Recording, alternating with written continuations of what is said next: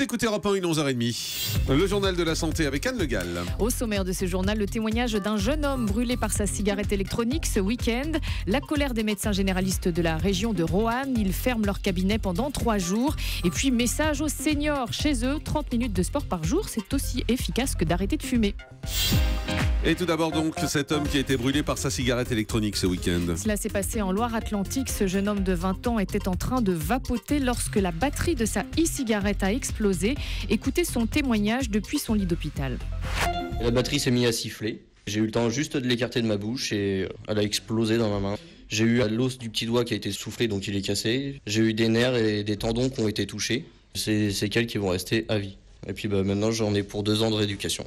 Et c'est pas sûr à 100% que j'arrive à avoir tous mes doigts, quoi. Ça fait comme si on avait une grenade dans la main. La main, elle a été complètement soufflée et il y a eu un début d'incendie chez moi. Je suis assez énervé contre le constructeur parce qu'il n'a pas dit comme quoi la cigarette pouvait chauffer et faire autant de dégâts que ça. Je vais porter plainte et ça va pas s'arrêter là. Vous n'aviez pas trafiqué cette cigarette électronique ? Non, la cigarette était d'origine. C'est un vendeur connu. Ce jeune homme victime de l'explosion de sa cigarette électronique répondait à François Coulon. Une enquête est ouverte pour déterminer les causes de l'explosion, survenue sur un modèle fabriqué en Chine et peu commercialisé.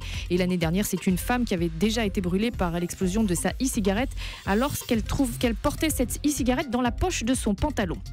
Et puis toujours au sujet de la cigarette électronique, le Portugal a décidé de sévir. Ce pays vient de durcir sa législation anti-tabac en renforçant l'interdiction de fumer dans les lieux publics. Désormais, la loi prévoit aussi l'interdiction de la cigarette électronique contenant de la nicotine dans les bars et les restaurants.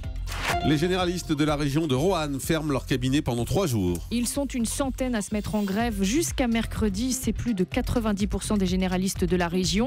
Ils dénoncent la réforme de santé votée il y a quelques mois à l'Assemblée, il y a 1 mois à l'Assemblée, et l'incompréhension aussi de la classe politique. Écoutez le docteur Michel Serrail, médecin à Roanne. Ce n'est pas tout à fait une grève. On va appeler ça une fronde qui se veut dure, mais qui n'est qu'un premier mouvement. Fermer une journée, on a vu ce que ça donnait. Ça ne sert à rien. Donc là, dans un premier temps, on va fermer 3 jours. Si nous ne sommes pas pris en considération, eh bien, il y aura un durcissement. Nous sommes rejoints en Saône-et-Loire. Il y a un mouvement qui est en train de se lever avec 200 médecins généralistes qui sont prêts à se calquer sur notre attitude. Dans le Rhône, ça se prépare un petit peu. Dans la couronne parisienne, c'est en train de se réveiller. Donc, je pense que ce mouvement peut faire tache d'huile. Quand on veut être gentil comme nous l'avons été jusqu'à maintenant, on nous méprise. On ne va pas faire brûler des pneus devant la sous-préfecture, mais il faut que le mouvement soit beaucoup plus dur dans ce pays pour qu'on soit entendu. Le docteur Michel Serrail, médecin à Roanne, au micro de Jean-Sébastien Soldaini d'Europe 1.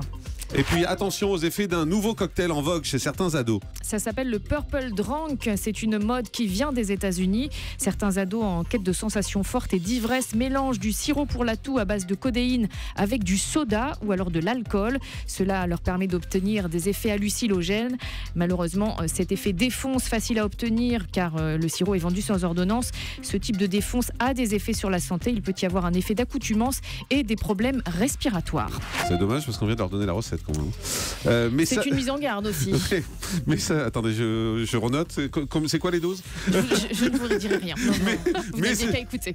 Message aux seniors, 30 minutes de sport par jour est aussi efficace que d'arrêter de fumer. Une demi-heure d'exercice physique quotidien, même modéré, ça prolonge l'espérance de vie des personnes de 70 ans de 5 ans selon une étude norvégienne. Pratiquer ainsi au moins 3 heures de sport par semaine, on y va là, eh bien c'est finalement aussi bénéfique que d'arrêter de fumer pour les septuagénaires.